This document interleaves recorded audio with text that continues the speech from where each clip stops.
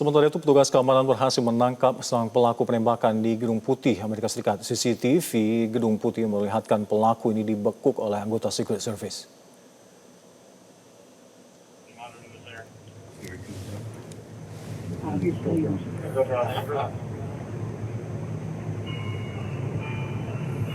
Shall I post it as soon as he passed down there?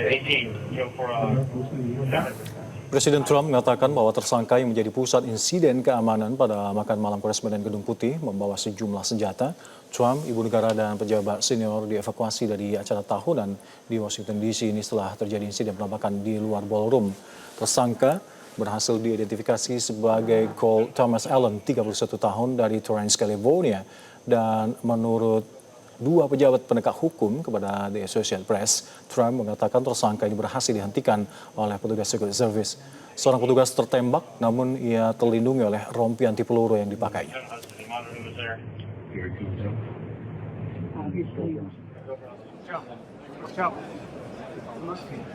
Get out of the way, sir.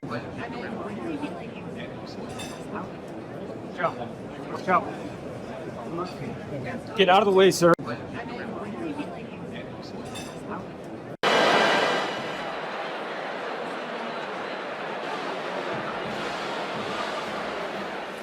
Upaya diplomasi antara Amerika Serikat dan Iran di Islamabad, Pakistan kembali mengalami jalan buntu pemirsa. Presiden Donald Trump secara mengejutkan membatalkan putaran terbaru negosiasi setelah utusannya gagal bertemu dengan pemimpin tertinggi Iran. Presiden Amerika Serikat Donald Trump secara mengejutkan membatalkan putaran terbaru perundingan damai dengan Iran yang tengah berlangsung di Islamabad, Pakistan. Trump menyatakan putusan ini diambil karena utusan khususnya Steve Witkoff dan Jared Kushner tidak bertemu langsung dengan pemimpin tertinggi negara tersebut. Namun hanya dalam hitungan menit setelah pembatalan diumumkan, Presiden Amerika Serikat mengklaim jika Teheran dilaporkan langsung mengirimkan dokumen proposal baru yang dinilai jauh lebih baik oleh pihak Gedung Putih. Dan saat ini pemirsa, Pakistan masih terus berupaya menjadi jembatan diplomasi untuk menghidupkan kembali gencatan senjata dan menstabilkan kembali pasukan energi global yang terganggu akibat serangan Amerika Serikat ke negara Iran.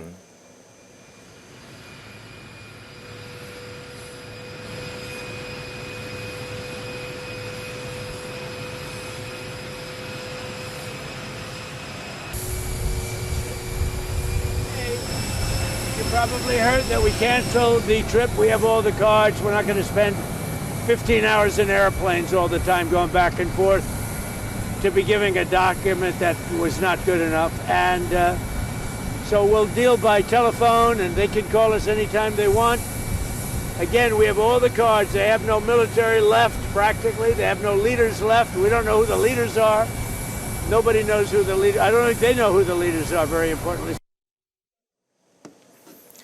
Dan pemirsa, nasib perundingan antara Amerika Serikat dengan Iran kembali menghadapi jalan buntu. Presiden Trump mengatakan kebuntuan negosiasi ini terjadi akibat utusan Amerika Serikat yang gagal bertemu dengan pemimpin tertinggi Iran. Taktik apa sebenarnya pemirsa yang tengah dimainkan oleh kedua negara ini? Kita akan langsung berdialog dengan Mbak Aisyah Kusumantri, Direktur Kerjasama Luar Negeri Indo-Pacific Strategic Intelligence. Halo, selamat siang Mbak Aisyah. Selamat siang, Mas. Iya. Mbak, sebelum kita membahas terkait dengan nasib perundingan Amerika-Iran yang digelar di Islamabad, kita akan membahas terlebih dahulu terkait dengan penyerangan di acara dinner di Washington tadi malam. Bagaimana Anda melihat hal ini dan terkait dengan upaya penyerangan ini, Trump langsung membatalkan berangkatan utusan AS ke Islamabad. Bagaimana Anda melihat pembatalan ini? Apakah hanya jeda teknis keamanan atau ini sinyal bahwa Amerika Serikat mulai meragukan komitmen dari Iran? Ya, sejak awal sebenarnya kalau dari Iran sendiri kan ini tuntutannya adalah jelas ya, bahwa Iran meminta Amerika Serikat untuk membuka blokadenya dan berharap bahwa Amerika Serikat ini berhenti melakukan coercive diplomacy, sehingga negosiasi yang nanti terjadi ini akan akan berlangsung secara produktif. Karena jika misalnya negosiasinya ini masih berlangsung seperti apa yang terjadi pada negosiasi pertama, maka kemudian kedua negara ini sama-sama tidak akan bisa menurunkan egonya dan hasil konsesi yang diinginkan oleh kedua negara negara ini tidak akan bisa tercapai. Ya, kita lihat baik Amerika Serikat maupun Iran, keduanya itu masih menganggap bahwa mereka adalah pemenang dari peperangan ini ya. Amerika Serikat ini mengandalkan keunggulan taktisnya, sementara Iran ini kan memegang ya keunggulan dari segi strategis di bidang ekonomi maupun di bidang tekanan politik, baik itu dari internasional maupun dalam negeri Amerika Serikat gitu. Jadi sepertinya memang ini sulit dari awal untuk terlaksana. Nah, kemarin juga kalau tidak salah sudah ada pernyataan dari Iran yang menyatakan bahwa keberangkatan Arabci ke sana ya, ini dilakukan untuk ya berkoordinasi dengan negara-negara yang kira-kira bisa menjadi mediator dan bahkan mungkin menjadi garantor, seperti misalnya adalah Pakistan, lalu kemudian Oman dan juga Rusia gitu. Jadi sebenarnya spesifik ini dikatakan bahwa tujuannya ke sana itu bukan untuk melakukan negosiasi karena ada persyaratan yang belum dipenuhi oleh Amerika Serikat dalam ya membuat sebuah kondisi yang kondusif untuk bisa melakukan negosiasi. Pertama itu. Lalu kita lihat juga di sini adanya serangan ini kan kita pertama-tama melihat ini kan belum jelas sebenarnya siapa yang melakukan dan tujuannya apa gitu ya. Karena sejauh ini dilihat sebagai security hazard memang. Tetapi kalau misalnya ditanya apakah mungkin ini bisa dari Iran atau tidak, jawabannya adalah ya kemungkinan sebenarnya ini tidak ada yang mustahil gitu. Karena pertama-tama kita bicara tentang Iran, sebuah negara yang sebenarnya punya axis of resistance yang jaringan yang cukup luas ya. Dan kemudian kita lihat juga kalau misalnya seandainya organisasi non negara ya yang kita tahu sebagai kemudian organisasi teroris bisa melakukan serangan-serangan ke dalam Amerika Serikat gitu, maka kemudian negara pun pasti bisa melakukan hal tersebut, terutama negara yang mengandalkan tadi ya gerakan-gerakan yang sifatnya itu adalah clandestine cell gitu ya, terutama kalau kita lihat karakteristik dari Hizbullah misalnya atau dari Houthi ya atau dari proksi-proksi dari Iran di kawasan Timur Tengah gitu. Nah, saya rasa di sini Amerika Serikat sadar bahwa belum ada niatan untuk bisa mengangkat blokadenya gitu, sehingga pada akhirnya mereka juga menyadari kalau misalnya mereka mengirimkan J.D. Vance dan Witkoff ke Islamabad, maka pada akhirnya tidak akan ada negosiasi yang fruitful gitu ya, yang menghasilkan sama seperti negosiasi yang pertama. Jadi kita kira sebenarnya yang harus dilakukan oleh kedua negara ini sebenarnya adalah stand down, sama-sama kemudian menciptakan kondisi yang ideal untuk melakukan negosiasi. Yang dibutuhkan sekarang itu lebih ke arah confidence building measure atau bagaimana caranya agar kedua negara ini bisa melakukan pertukaran informasi yang jelas ya, membangun kepercayaan, lalu kemudian nih melakukan negosiasi dengan pakar yang memang ahli di dalam bidangnya. Iya, iya. Mbak Aisyah, kita akan menilik sedikit lebih jauh di internal Amerika Serikat sendiri. Apakah dengan insiden ini akan memberikan amunisi dalam tanda petik bagi kelompok garis keras di Amerika Serikat untuk mendesak penghentian total dialog antara Washington dengan Teheran? Ya, saya kira di sini dari Amerika Serikat sendiri, ini kan kita melihat bahwa approval rate Trump ini sebenarnya sudah sangat turun ya, sekitar 35% terakhir kita lihat. Nah, itu merupakan batas ambang ya, di mana kemudian seorang politisi ini bisa di-endorse oleh partainya gitu. Sementara ya, Amerika Serikat kan sebentar lagi akan mengalami midterm election di bulan November, di mana harga-harga bahan pangan sekarang belum turun, lalu kemudian kita lihat juga harga energi ini masih stabil di angka kira-kira 4-5 USD per galon dari yang sebelum perang itu sekitar 2-3 USD. Ini kan sesuatu yang kalau kita lihat sangat menarik karena Trump ini punya 3 janji politik sebenarnya di Amerika Serikat. Yang pertama ini adalah masalah imigran ya, menutup perbatasan antara Meksiko dan Amerika Serikat serta membangun tembok ya. Lalu yang kedua ini adalah menurunkan harga-harga bahan pangan serta energi. Yang ketiga ini adalah menghentikan seluruh perang di level internasional. Dan Trump ini sudah melanggar 2 dari 3 janji politiknya. Makanya kita lihat sekarang tren dari internal politik Amerika Serikat. Nah, Demokrat ini sangat bersemangat untuk bisa sebenarnya menjatuhkan Republikan dan khususnya pemerintahan Donald Trump nanti di midterm election. Sementara kalau kita lihat Republikan, mereka tidak shifting ke Demokrat, tetapi lebih ke arah mereka tidak setuju dengan kebijakan yang diambil oleh pemerintah Donald Trump sehingga mereka memilih untuk tidak memilih sama sekali. Sehingga perimbangan suaranya ini sangat jomplang ke arah Demokrat. Nah, pada akhirnya kita lihat di sini juga sudah mulai ada sebenarnya perbedaan pendapat dari segi elit politik di Amerika Serikat, di mana Donald Trump ini kan menginginkan perangnya terus tereskalasi. Jadi apa yang diinginkan adalah menaiki tangga eskalasi untuk bisa mendapatkan leverage atau keuntungan lebih di dalam negosiasi ini.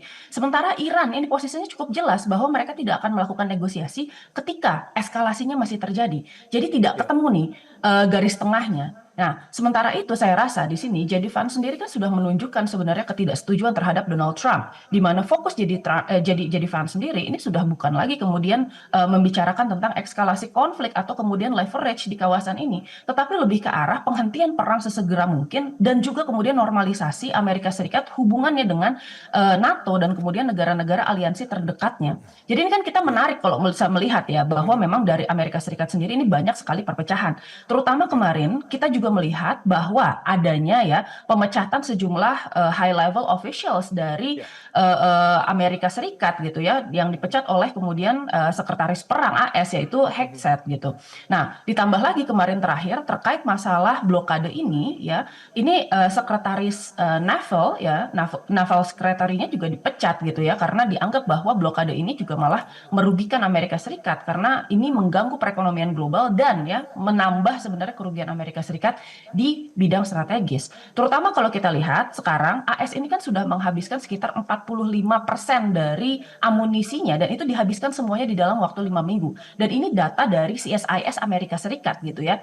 Nah, sehingga kemudian banyak sekali high level official di dalam militer Amerika Serikat ini juga mengatakan bahwa perang ini sebenarnya itu menghabiskan sumber daya Amerika Serikat gitu di Timur Tengah. Sementara AS ini kan masih perlu menjaga presence-nya atau power projection-nya ke wilayah lain yang seharusnya itu menjadi pivot Amerika Serikat, termasuk diantaranya adalah Eropa dan Indo-Pasifik gitu. Sehingga terlihat jelas nih bahwa ada ya perbedaan pendapat di antara Amerika Serikat dan kemudian dari segi pemerintahan Donald Trump dia kemudian istilahnya mungkin ya tidak terlalu mengindahkan pendapat-pendapat expert dan kemudian military high level officials di dalam tubuhnya dan kemudian melakukan kebijakan yang bertentangan dengan strategic objektif mereka di awal yaitu adalah mendapatkan exit ramp dari perang ini dengan ya mencapai salah satu objektif dari negosiasi ini. Ya. Mbak Isa, sejauh mana Anda melihat insiden tadi malam ini memang dikehendaki oleh sebagian besar internal rakyat Amerika yang bersikeras agar tidak setuju dengan apapun kebijakan dari Trump ini? Ya, kita lihat sebenarnya ini kan pasti tetap merupakan salah satu concern keamanan ya bagi Amerika Serikat. Tetapi memang kalau kita lihat sebenarnya ada yang namanya behavior rally around the flag. Jadi sebenarnya ini juga harus hati-hati untuk kita melihat ya sebenarnya dari mana asal dari serangan ini. Karena kita belum bisa mengidentifikasi, ini beritanya masih sangat baru. Saya rasa ini sangat prematur untuk kemudian kita bisa mengambil keputusan tertentu. Tetapi ya jelas rally around the flag ini tetap berfungsi sebenarnya di dalam komunitas manapun, khususnya Amerika Serikat yang masih memiliki nasionalisme yang cukup tinggi.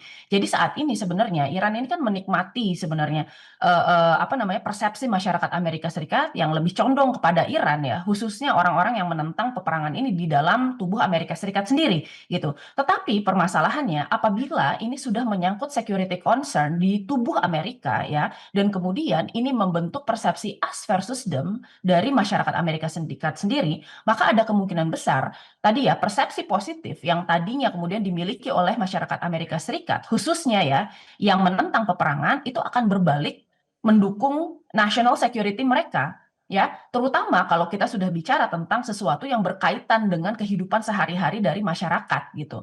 Nah, saya rasa sebenarnya di sini kalaupun misalnya ini ternyata benar dari pendukung Iran ya sebaiknya ini memang disikapi secara berhati-hati gitu karena tadi persepsi masyarakat AS yang sekarang sudah sangat positif kepada Iran gitu ya, khususnya nih, tapi ini saya nggak akan bilang semuanya ya, ini kita bicara tentang kemudian orang-orang yang rata-rata pendukung penghentian perang itu adalah dari Partai Demokrat gitu, sementara dari Partai Republikan sendiri beberapa di antaranya khususnya dari MAGA itu ya, itu masih sangat pro terhadap perang ini, meskipun rate-nya juga ini sudah sangat rendah ya, hanya sekitar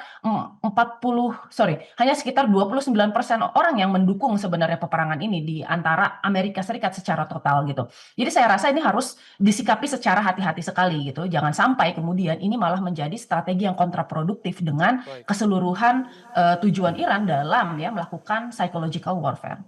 Baik.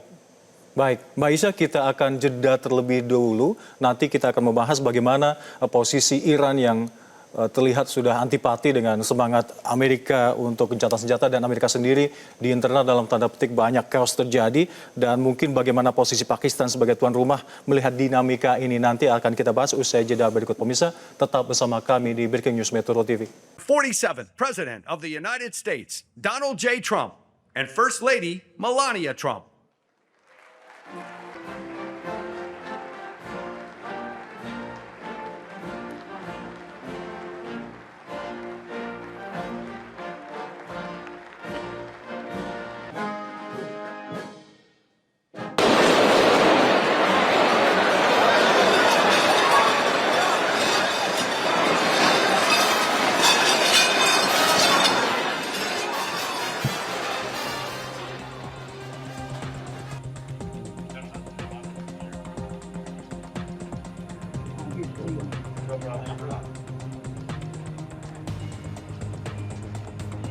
Shall I post it as soon as you pass down next?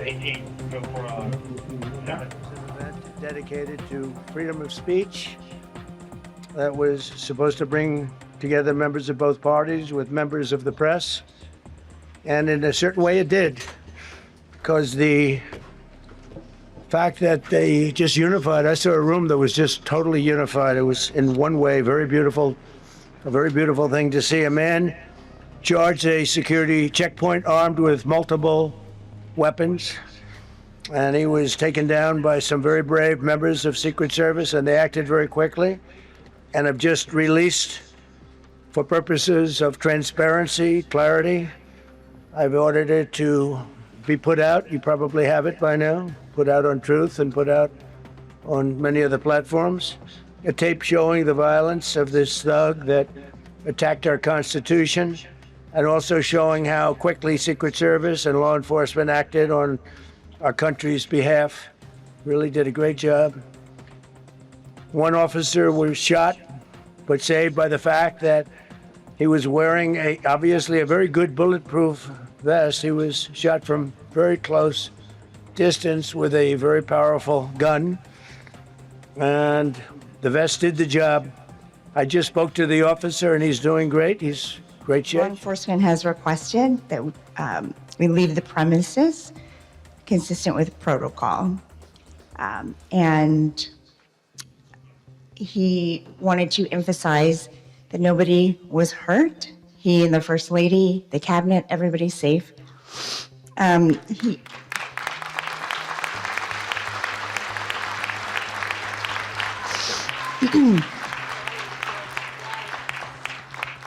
The president will be having a press briefing at the White House in 30 minutes.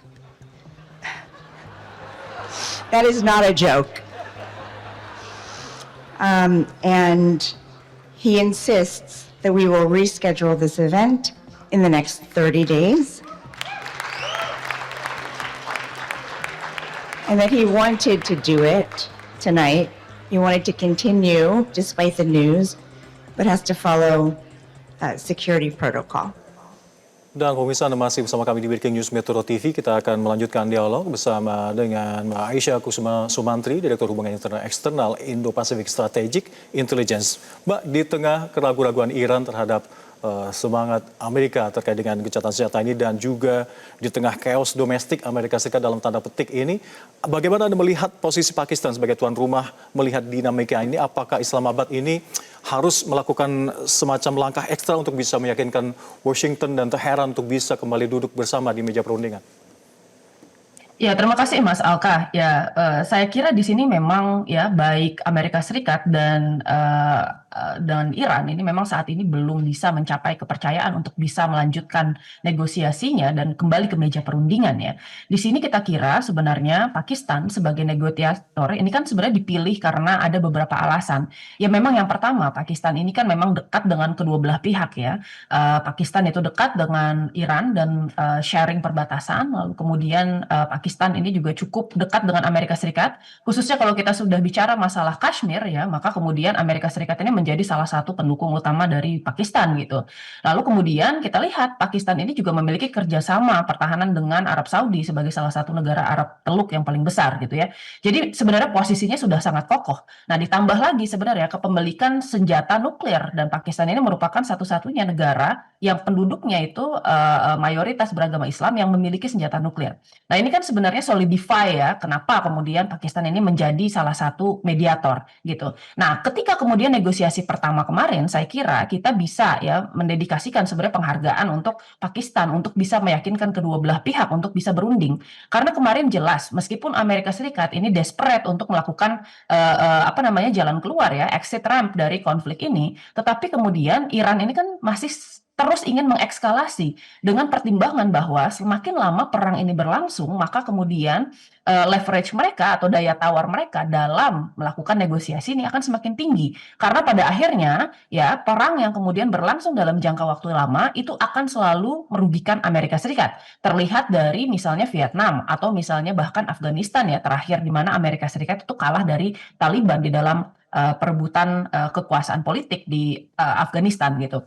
Nah, dari Pakistan sendiri sebenarnya keinginannya cuma satu, yaitu melanjutkan perundingan di antara Amerika Serikat dan Iran. Iran menginginkan konfliknya berlangsung ya, tanpa ada berlangsung dengan lama, tetapi pada akhirnya ya dia menganggap bahwa leverage mereka sudah tutup, tetapi mereka mensyaratkan bahwa tidak ada tadi ya tekanan-tekanan tertentu oleh Amerika Serikat. Sementara Amerika Serikat ini berusaha untuk mengambil satu saja strategic objektif mereka, at the very least ya, untuk bisa mengklaim victory. Jadi apa yang diinginkan oleh AS sekarang itu adalah bilang ke Iran, kalau misalnya ayolah, let's give me this victory ya, at least satu saja yang bisa kami klaim sebagai victory, dan kemudian kita akan pergi dari Iran. Tapi Iran itu tidak mau sebenarnya hal ini terjadi, karena sebenarnya Iran tidak hanya mengincar berhentinya perang ini, tetapi juga berusaha untuk menciptakan chaos di dalam negeri Amerika Serikat dengan tujuan akhir untuk mengganti pemerintahan Trump sebenarnya. Jadi dia sebenarnya menunggu sampai kemudian ada efek politik yang cukup besar dari dalam Amerika Serikat sendiri.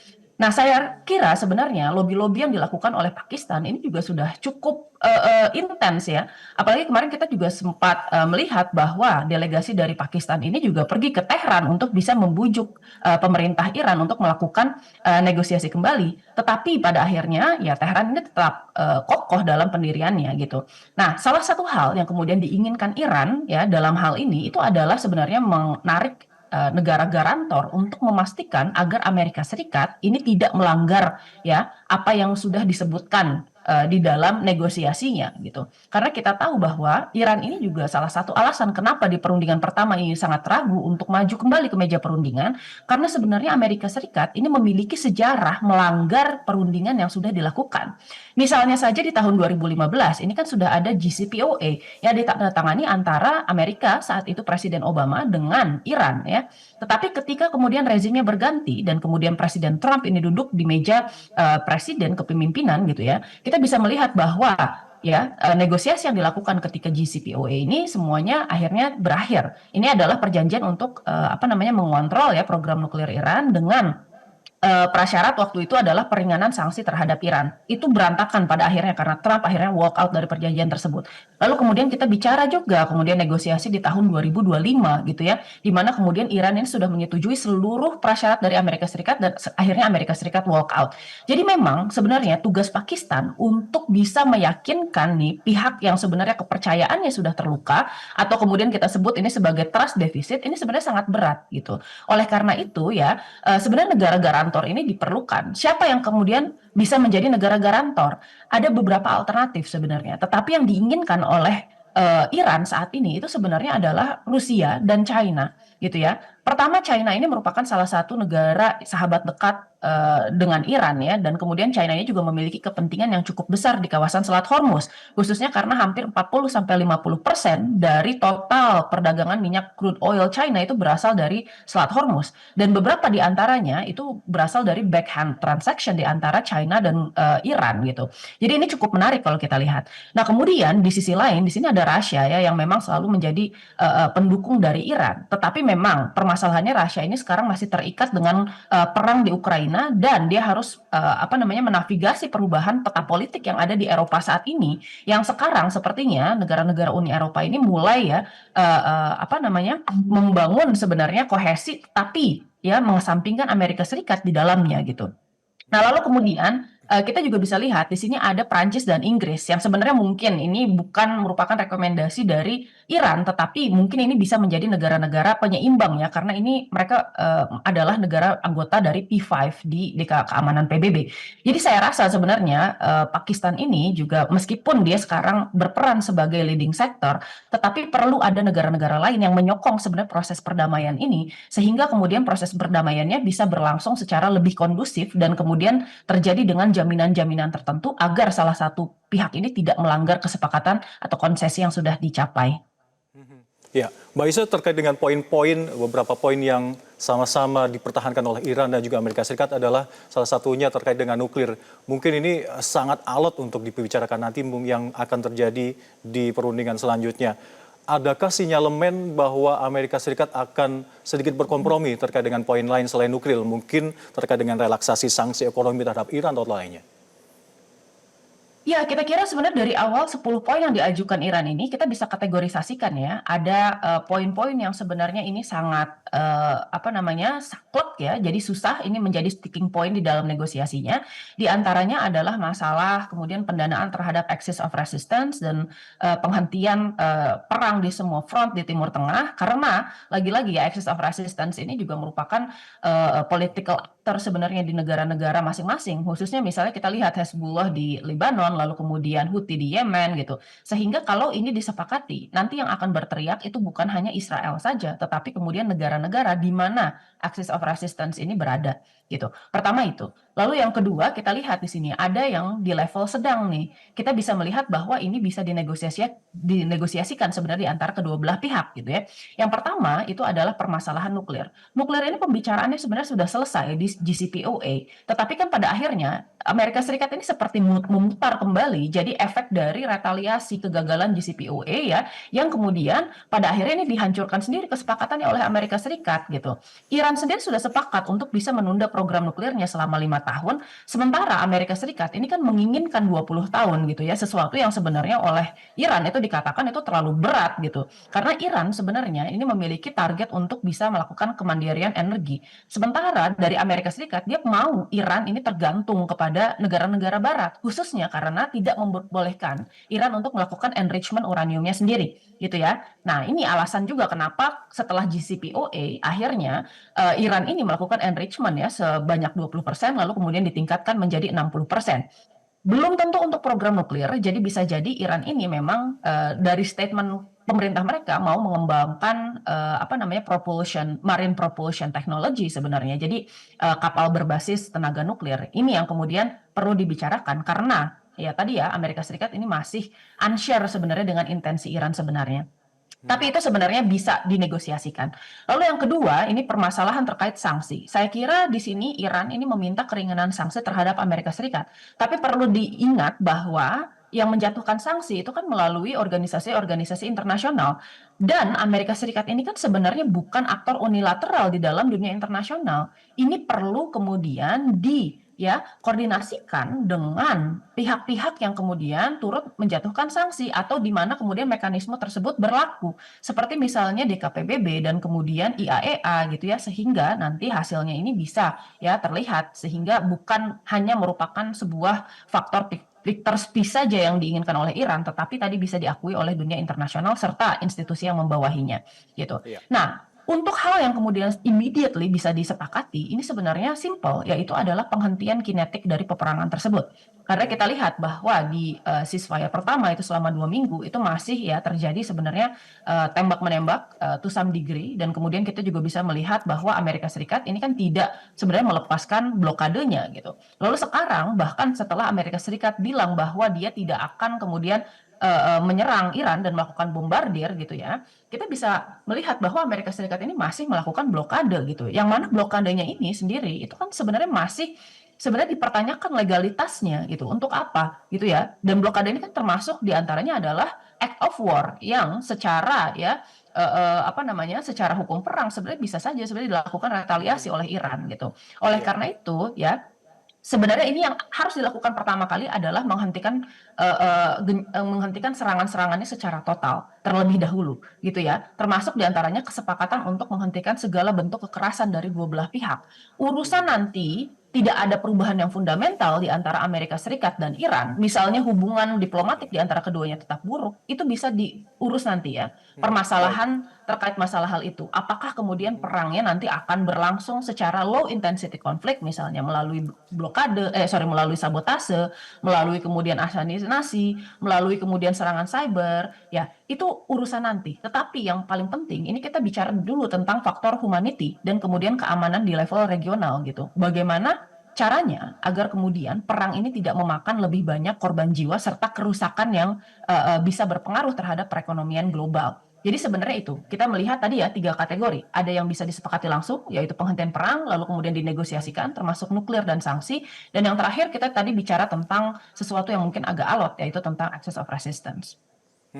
Baik, Mbak Aisyah, terima kasih telah berbagi perspektifnya yang mendalam terkait dengan bagaimana konflik ini terus berkembang dan semoga masih ada harapan yang terjadi di upaya perdamaian yang akan digelar di Pakistan, Islamabad. Terima kasih Mbak Aisyah telah bergabung bersama kami. Salam sehat selalu. Selamat siang. Jelajahi cara baru mendapatkan informasi. Download Metro TV Extend sekarang.